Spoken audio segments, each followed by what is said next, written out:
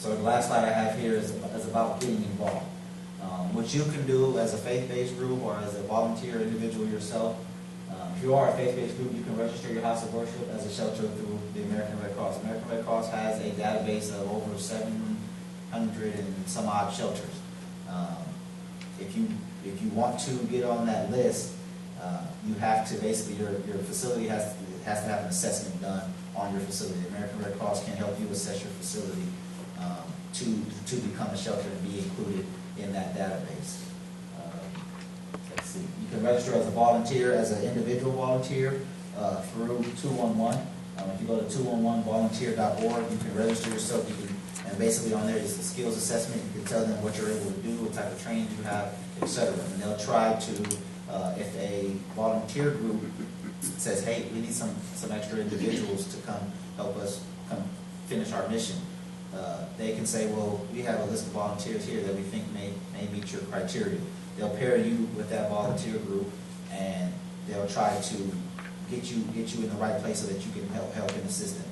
That volunteer group then takes you on and they give you the training. Maybe they want to train you for something else. They give you the training that you need in order to help them complete their mission.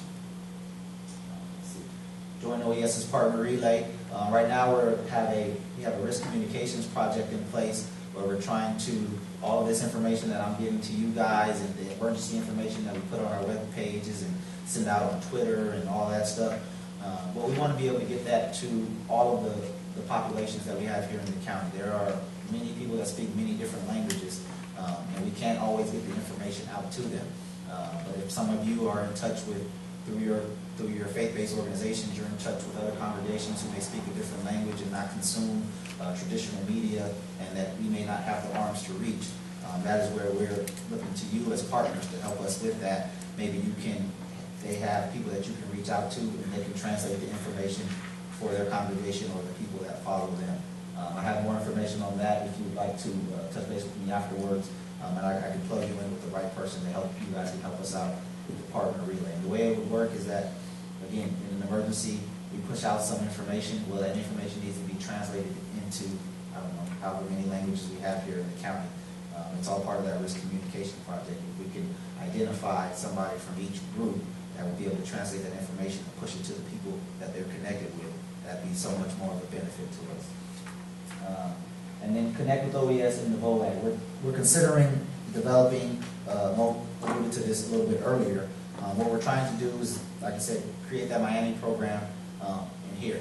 And basically what it is creating a resource database of all of the volunteer groups, faith-based groups, houses of worship, whatever it is. We want to connect with them and basically create a resource database. So if it's House of Worship A and they have this many people in their congregation who are willing to be volunteers during an emergency, they have this type of resources, they have transportation resources, they have feeding resources and all that. We want to compile all of that into a database so that in an emergency, if it was, like I said, somewhere out in Rancho Bernardo, and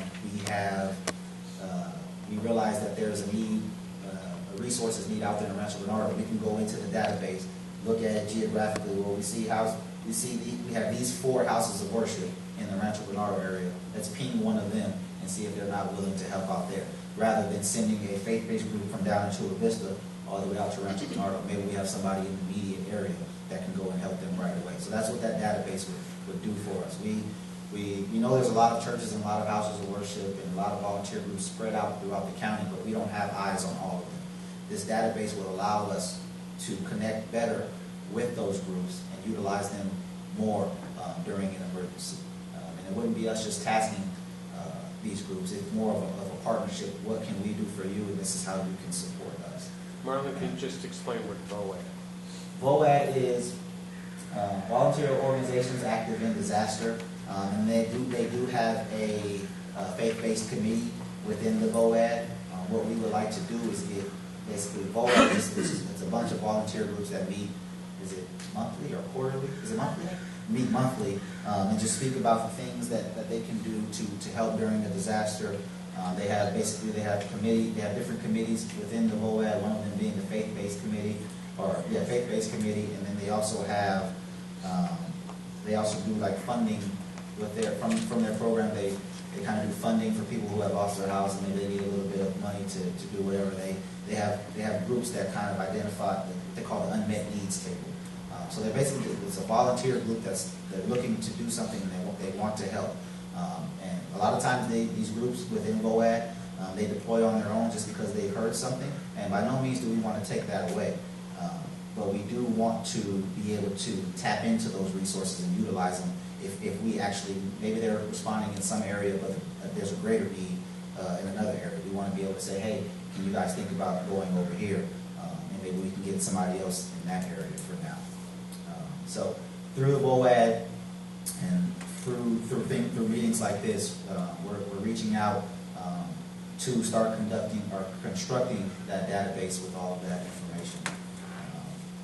And that's something that we're looking to roll out here in the new year through Mo. I can reach out to you guys through the VOAD and through other contacts. Is where we're trying to basically pull everybody in and say, hey, this is what we're looking to do.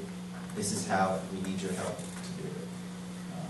Yes, ma'am. So what we would do would contact Red Cross, get our house of worship assessed, and then we would then participate in VOAD? You don't even have to be a house. You don't even have to have your house of worship be a shelter.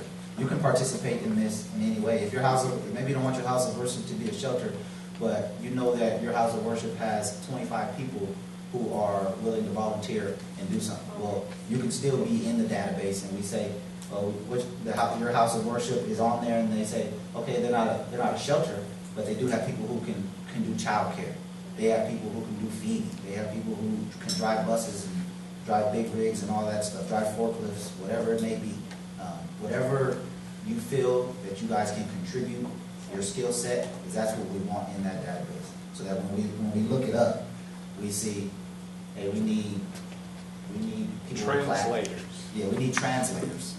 You know, they have these people that translate these languages. Hey, let's see if they're available to help us do something. That is the conclusion of my presentation. Are there any questions? Yes, sir. I was just thinking, you work closely with San Diego Gas and Electric Company's disasters, right? That's correct. And I was thinking there must be some major gas lines that feed certain areas. Is there some way to shut off those? I mean, everybody knows individually you have to shut off the gas and electricity at home. Okay, if you shut off that to whole areas, you can eliminate a lot of the fires. So We've had various tabletop exercises with SDG&E and first responders, firefighters and they've basically outlined where all the feeder lines, distribution lines, transmission lines are for those gas pipelines. And they had some automatic shut-offs and some they do have that ability, and they can see in their SCADA system or whatever it's, I don't know the correct term, but they can see everything. If they need to shut something off, they have that ability. We haven't gotten to that point yet.